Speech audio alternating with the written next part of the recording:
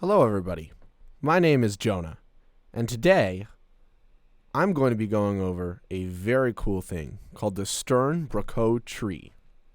Now, the Stern-Brocot Tree is an infinite tree made up of all of the possible rational numbers expressed in simplest form and never repeated. We're going to go over a little bit about the history, its relation to clockmaking, a comparison, and an explanation. So first, the tree was founded by Moritz Stern, a mathematician, in 1858, and Achille Brocot, a clockmaker, in 1861. Brocot was a bit of a recluse, so we don't seem to have a portrait of him. Now, a mathematician finding the tree would make sense, but Brocot was a clockmaker. Why would a clockmaker care about a math tree? That's because this tree can express every possible ratio of whole numbers in simplified form. Now, in clocks, a shaft is used to turn both the hour and the minute hands, and combinations of gears are used to slow the motion of the shaft accordingly for the hour and minute hand. Using the ratio of teeth on the gears, the appropriate speeds are achieved on each of the hands. But sometimes these ratios are large and include prime numbers, so it's hard to achieve these ratios with normal combinations of gears. Brocot was able to use the Stern-Brocot tree to provide good approximations of these ratios with smaller fractions, hence smaller gears. We'll revisit this idea once we cover the tree.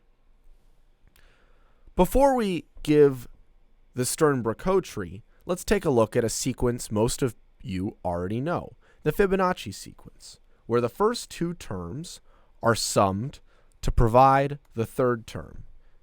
And henceforth, the next two terms are summed on and on and on. The Stern-Brocot sequence looks very, very similar to this, except you add the two numbers, as in the Fibonacci sequence, and then repeat the last one. We add 1 and 1, creates 2, and we repeat the 1. We add 2 and 1 to 3, and repeat 2, and so on and so on. Now, the magical thing here is that if we swap all of these plus signs, all of these addition signs, for division symbols and create a fraction out of each of these,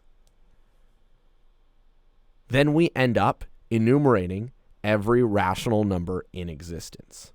We put a slash, we get 1 out of 1. We put another slash, we get 1/2. We put another slash, right? We're creating these fractions out of this sequence, all by just repeating the previous number on top of the Fibonacci sequence. Let's take a look at it in tree form.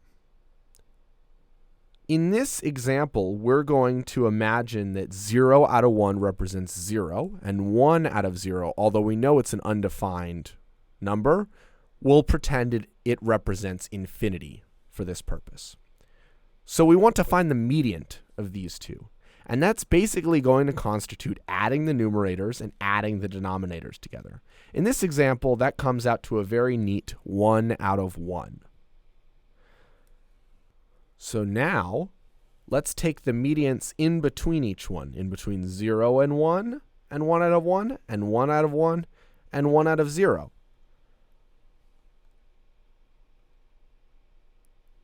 You'll notice this becomes 1/2 and 2 over 1. We can continue this process on and on and on, and the tree keeps expanding in between these initial two, 0 out of 1 and 1 out of 0, all the way down. We're creating what's called a binary search tree. This tree is representing every possible ratio of whole numbers in simplified form exactly once. As I mentioned earlier, Brocot used this tree for gear ratios. So let's see how he was able to use the tree to provide good approximations of large and complex ratios using smaller fractions. To begin, we'll take a look at a simple example, where this green pinion has 20 teeth, and it drives a larger blue gear with 60 teeth. Generally, in clockmaking, the smaller gear is called the pinion, and the larger one is the wheel. As the green pinion advances by one tooth, so does the blue wheel. So one revolution of the green pinion produces 20 out of 60, or 1/3 of a revolution of the blue wheel.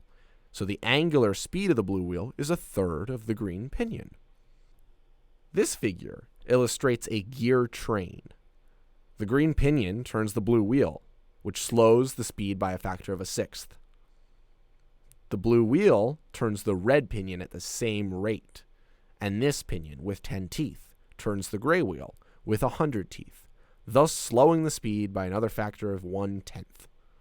Therefore, the ratio of the speed of the green pinion to the gray wheel is 1/6 times 1/10, or 1/60th. We could really add any number of stages, at least in theory. But this isn't super efficient. Look at this. We have a 100-tooth gear.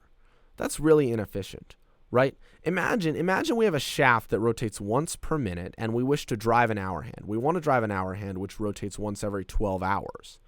The ratio of these speeds is 1 to 720. We could use a single pinion with 1 tooth to drive a single wheel with 720 teeth, or a pinion with 10 teeth driving a wheel with 7,200 teeth. Really, the larger gears would be unyieldy, right? Or we could split it apart and do 1 10-tooth pinion, 1 8-tooth wheel, and 1 9-tooth wheel, achieving what is effectively the same ratio just by factoring 720. We can find these fractions and these easily factorable numbers by traversing the Stern-Brocot tree to our desired rational number. I hope this video has been enlightening. Thank you very much.